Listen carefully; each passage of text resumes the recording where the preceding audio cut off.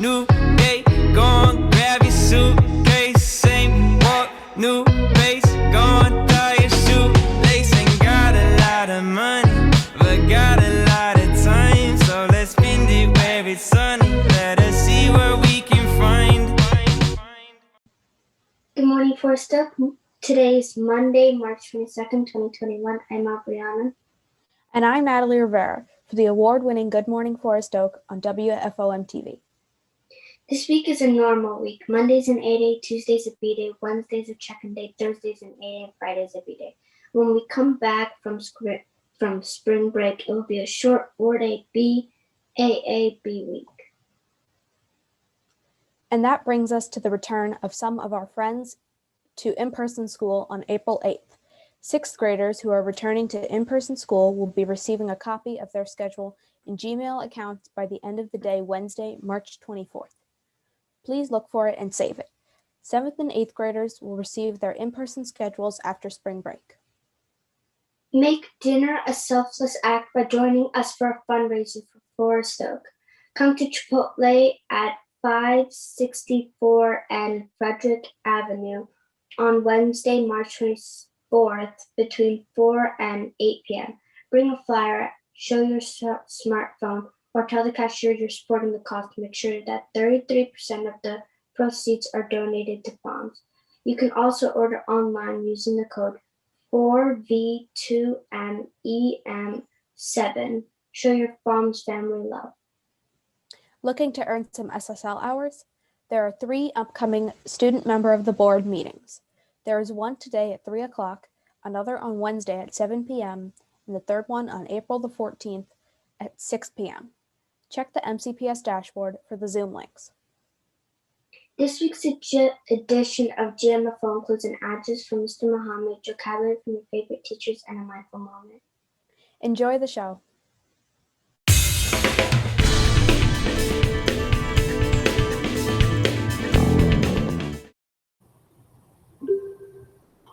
Well, good morning, Forest Oak.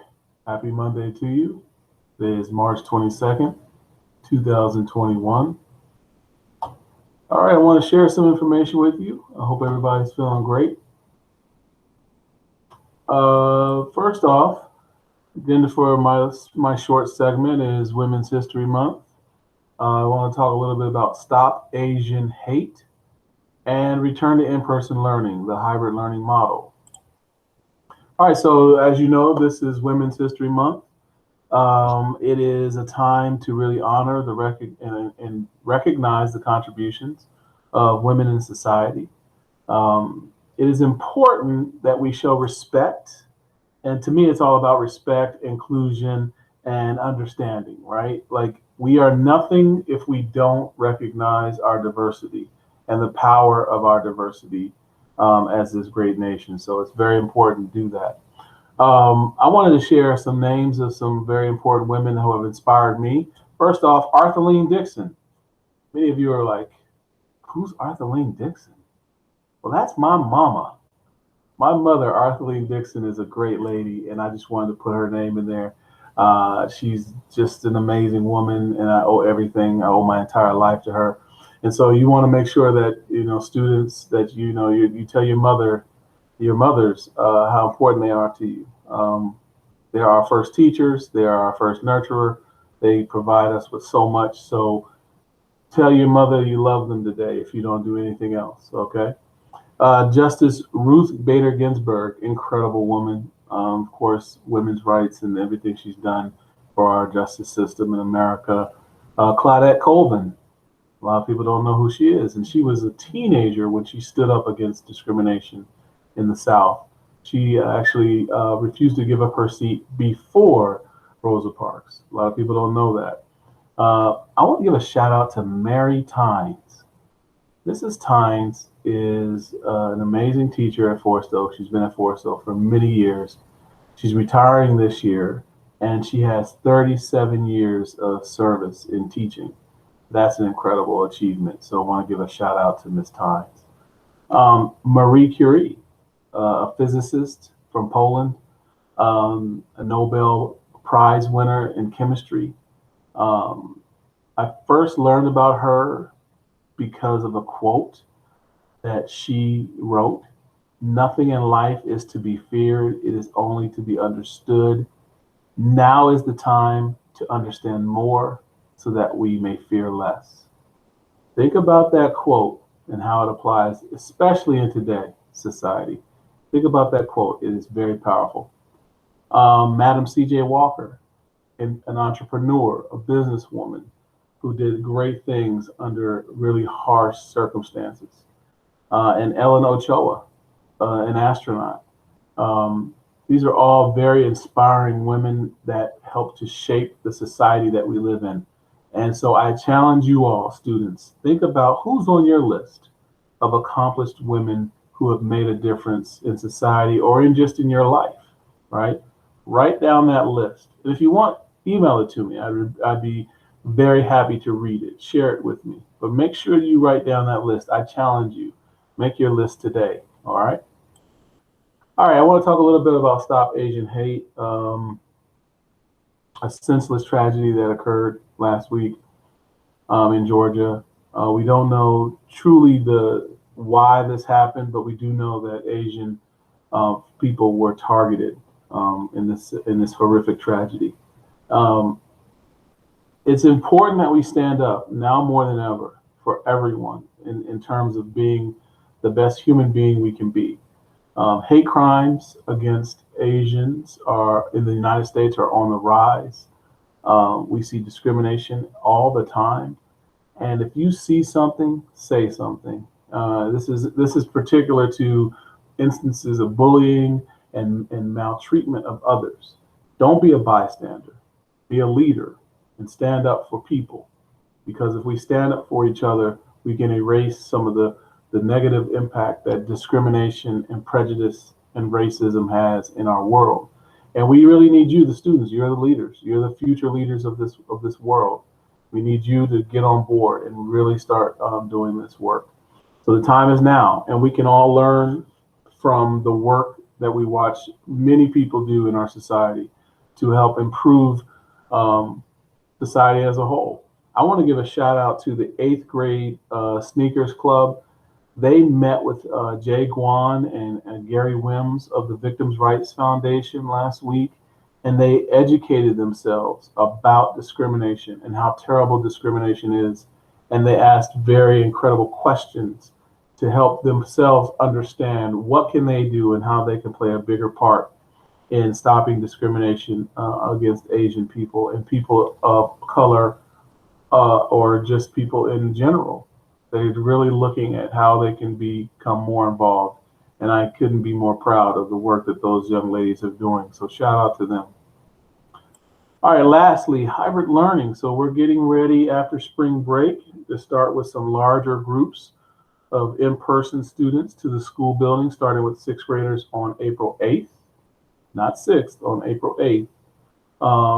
There's a video here. If you watch it and download, it's just a quick video of watching like the first floor and how the traffic pattern will look.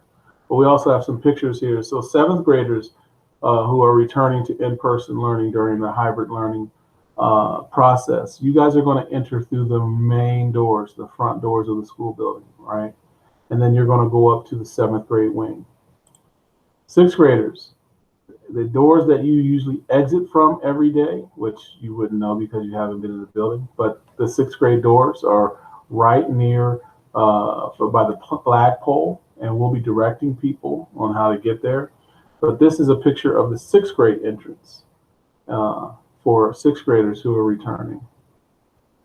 And lastly, 8th graders, you'll be entering and exiting through the side doors by the parking lot and the tennis courts. This will be the entrance and exit for 8th graders. So there's going to be a lot more information to come in the following weeks on just for those students who are returning, just the expectations, what it is that we're going to be doing. You're going to get your schedules, where your your room assignments are, and really get an understanding of what that's going to look like. So stay tuned for that. Those of you who are staying virtual, thank you. You're staying virtual, and you'll continue the same process of learning that you've had, right? So we're going to embark on something that we've never done before in our school system, going to take a lot of flexibility and a lot of understanding. And I know it's going to be successful for everyone involved, virtual and in person. All right. So that's all I have for today. Thank you for listening to me. And Muhammad is out.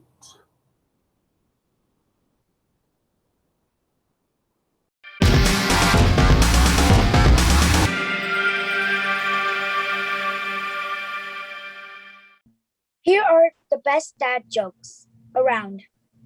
What do you call a factory that makes okay products? What?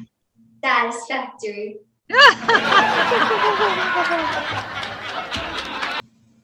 What did the janitor say when he jumped out of the closet? What? Supplies! Have you heard about the chocolate record player? No. It sounds pretty sweet. What did the ocean say to the beach? I don't know. Nothing. It's just wave. Why do seagulls fly over the ocean? Why? Because if they flew over the bay, we have to call them bagels. I only know 25 letters of the alphabet. I don't know why. What did the 0 say to the 8? What? That belt looks good on you. Where do fruits go on vacation? I don't know. Where? Paris. Oh, that's cool.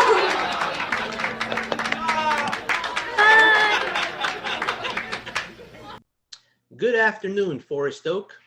This afternoon, every student has the opportunity to earn SSL hours. All you have to do is come out and listen to one of our SMOB candidates for this year. What is SMOB? SMOB stands for Student Member of the Board. Usually it's a junior in high school. They run for this important position, hoping to win and represent you, the student. This position is important because it allows the winner to actually be part of board meetings and, of course, gives the students a voice, which, of course, it's very important. Hannah Oluni will be on Zoom this afternoon to tell you about herself, along with how she plans to represent you, the student. On your dashboard, you will find the Zoom link. It's at 3 p.m. today. So please, please, please come out. Even if you can only come out for half an hour, come out, listen, learn, and ask questions. This is your chance to participate in the democratic process. Thank you very much, and turn on those cameras.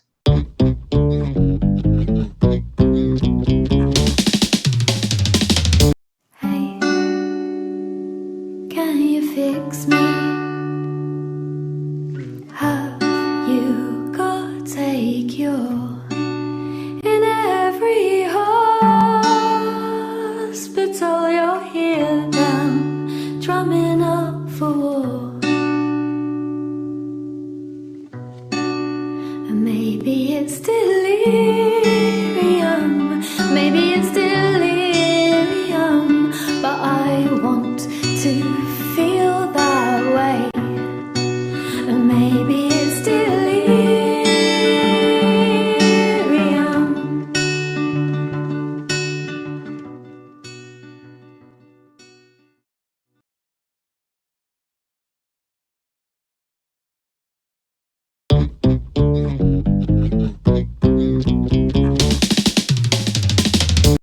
Ever since I almost drowned, I can pull back the veil that separates the living from the dead. I wouldn't even be alive, but my best friend Jacob saved me. He's a ghost, and I'm the only one who can see him. Now, my parents investigate the world's most haunted places, finding ghosts in the living world and beyond the veil. But the spirits aren't just restless, they're angry and dangerous. If I'm going to survive, I have a lot to learn about the veil, Jacob, and myself.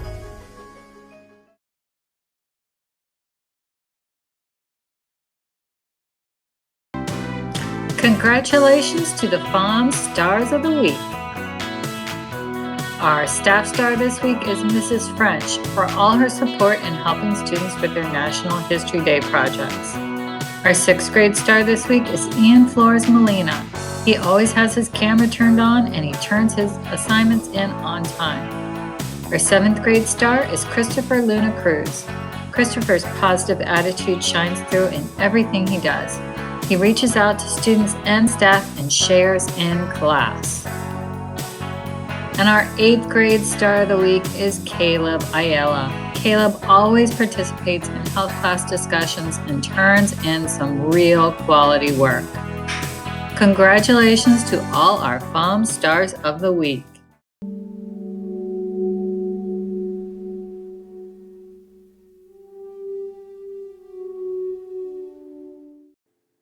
Good morning, Forest Oak Middle School, and welcome to another edition of the Monday Mindful Moment.